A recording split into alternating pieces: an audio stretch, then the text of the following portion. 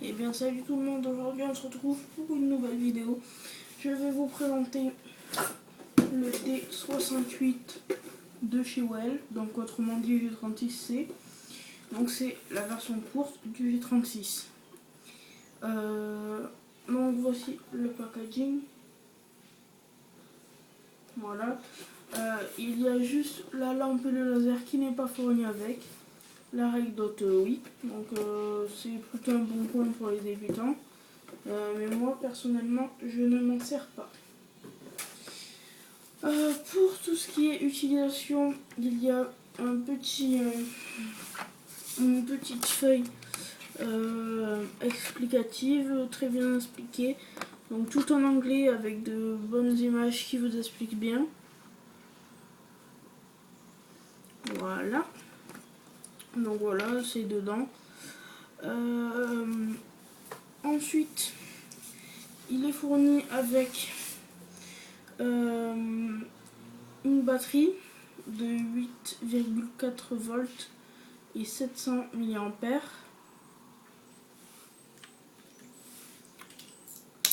Il fournit avec son chargeur, voilà, de 8,4 volts, donc avec une puissance de 200 mAh de chargement. Pour ce qui est de la batterie, quand vous la recevez, il faut la charger 3h30. Voilà. Après une partie, quand vous sentez qu'elle est beaucoup moins péchue, vous la rechargez. Il ne faut pas attendre qu'elle soit complètement vide. Elle est vendue aussi avec une petite règle dot normale que je n'aime pas du tout. Je ne m'en sers pas. Voilà. C'est une croix. Voilà, donc comme à l'intérieur des plexiglas c'est un peu sale, du coup ça fait un effet un peu flou et j'aime pas quand c'est pas précis, donc voilà.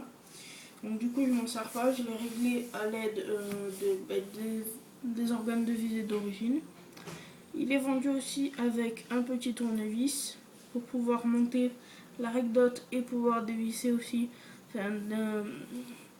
démonter la réplique. Et il est vendu aussi avec une tige de débourrage et pas de nettoyage, donc ça je trouve ça un peu dommage. Voilà. Et puis son chargeur de 330 coups, donc à cap avec la petite molette, je reviendrai dessus après. Et puis il est vendu aussi avec sa réplique, donc voilà la réplique.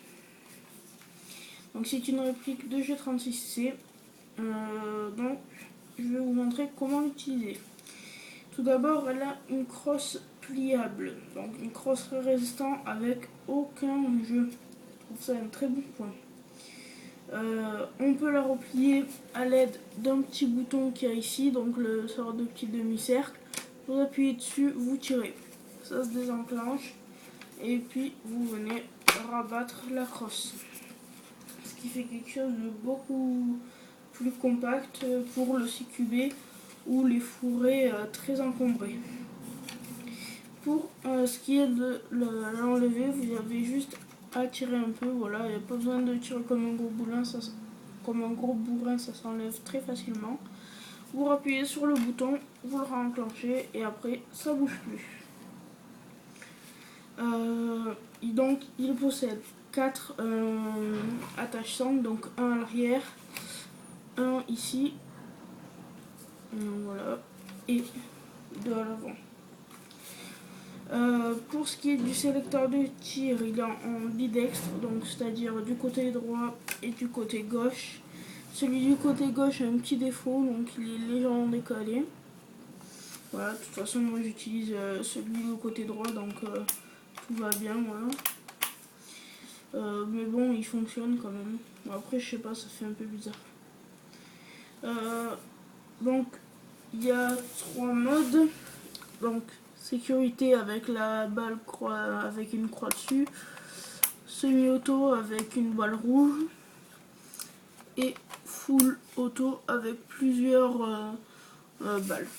Donc il n'est pas très bien cranté, on entend juste un petit clic quand on passe de mode amande. Donc bon, voilà, c'est très bien pour du type. Pour ce qui est de l'organe de visée, donc je vais rabattre la crosse. Donc voilà. Voilà, donc il y a deux positions. Celle-là est légèrement plus petite que l'autre. Je vois pas beaucoup la différence, mais bon. Pour ce qui est ensuite du up, donc il est réglable. Donc vous avez une petite tivette ici que vous pouvez rabattre soit du côté gauche soit du côté droit. Vous tirez et le up est découvert. Voilà, c'est le petit cylindre qu'on voit ici. Donc il est très dur à manier, mais on y arrive, hein, il faut avoir des ongles. Pour ce qui est des rails, donc il y en a 4 en tout, un grand sur le dessus, donc ce qui permet de poser tout organe de visée, même des lunettes puisqu'il est assez long. Il y en a un ici et un ici et un en dessous. Voilà, en dessous il peut permettre de poser une poignée entre autres. Et sur les côtés, lampe ou laser. Ensuite pour le clash flamme, il n'est pas démontable, enfin j'ai pas réussi à le démonter, donc je pense pas, c'est pas précisé sur la notice. Faudra que je regarde, mais je ne pense pas vraiment. J'y arrive pas, même en sens anti-horaire. Donc voilà. Je crois que j'ai tout dit, donc c'est du full ABS, mais un ABS très solide. Voilà, on l'entend, c'est vraiment très très solide et j'en suis très content.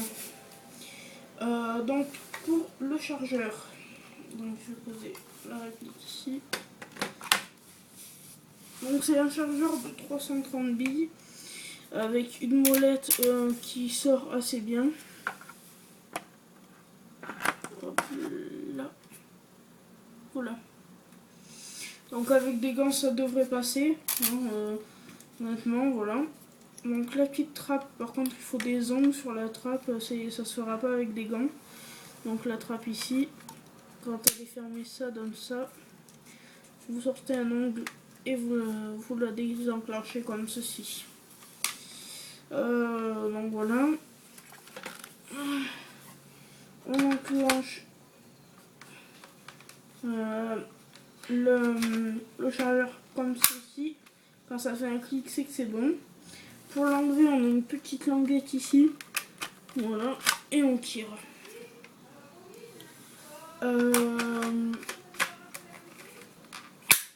Voilà. Quoi dire de plus? Ben, rien d'autre. On va essayer de faire un petit test de cadence.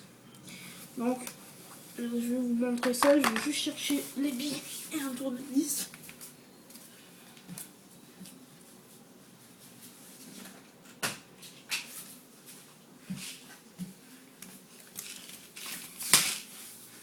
Donc moi, j'utilise des billes très très peu connues. Je les ai pas retrouvées depuis sur internet. C'est des HFC. Donc voilà, de très bonnes billes en 0,20 grammes. Ça marche très très bien. Voilà. J'ai pris un tournevis plat pour pouvoir sortir l'emplacement batterie parce qu'il est très compliqué à sortir. Donc déjà, j'enlève le chargeur. Ce sera plus pratique. Donc l'emplacement batterie se situe ici. Donc là, il y a une petite goupille. Vous appuyez comme ceci. Vous avez la petite goupille ici. Hop là. Voilà la petite goupille. Vous tirez. Donc elle est en plastique, donc faire assez attention. Je vais essayer de m'en trouver une en métal pour être sûr. Donc vous voyez quand même, c'est très très compliqué de l'enlever. Donc du coup, j'ai pris un tournevis plat. Je fais comme ceci. Et hop, ça se déboîte. Donc voilà. Et voilà. Donc il n'y a qu'une petite partie qui s'enlève en dessous par rapport au votre G36. Voilà. Donc vous avez le connectique Ténia mâle et ici le femelle. Donc on branche ces deux petites choses.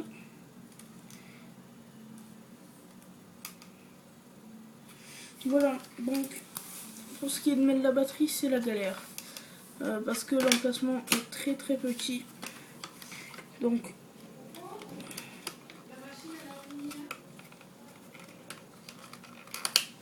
voilà.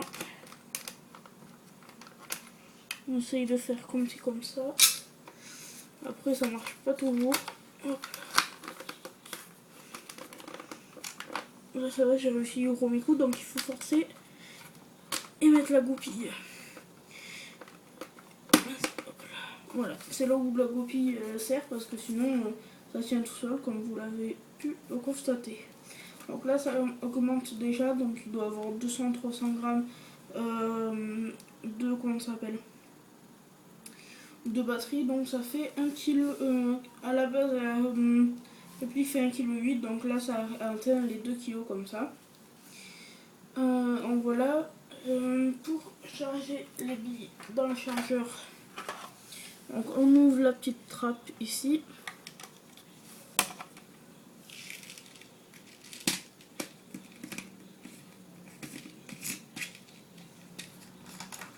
Donc moi c'est un petit biberon, voilà.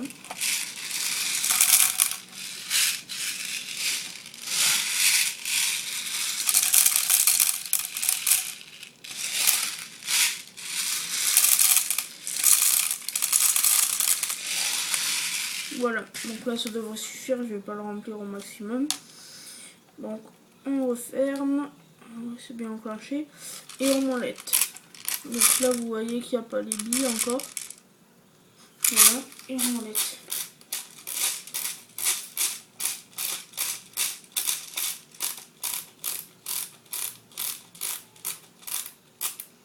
Donc il faut sentir bien qu'il y a la résistance. Voilà, il faut bien forcer, voilà. Et là vous voyez qu'il y a les billes sous pression. Ne tirez absolument pas sur le petit bouton ici, sinon ça sort toutes les billes. Moi je l'ai fait juste pour vider le chargeur quand j'ai fini de l'utiliser. Hop là. Donc là on enclenche le chargeur. Donc voilà. On peut molleter encore un peu, bon, donc ça c'est pas trop obligatoire. Donc là ça fait beaucoup plus lourd. Donc on va aller là pour le test de tir.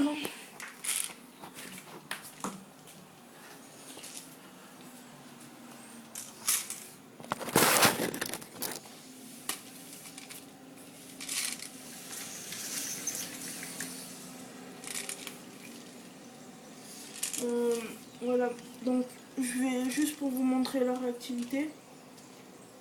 Alors, sur celui,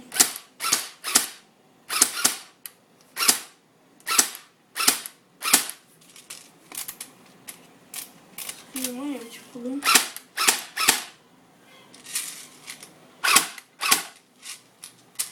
Ah, le chargeur n'était pas bien enclenché.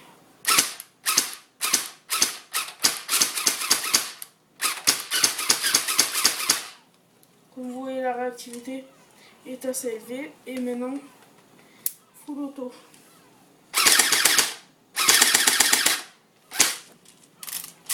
Donc là, je molette.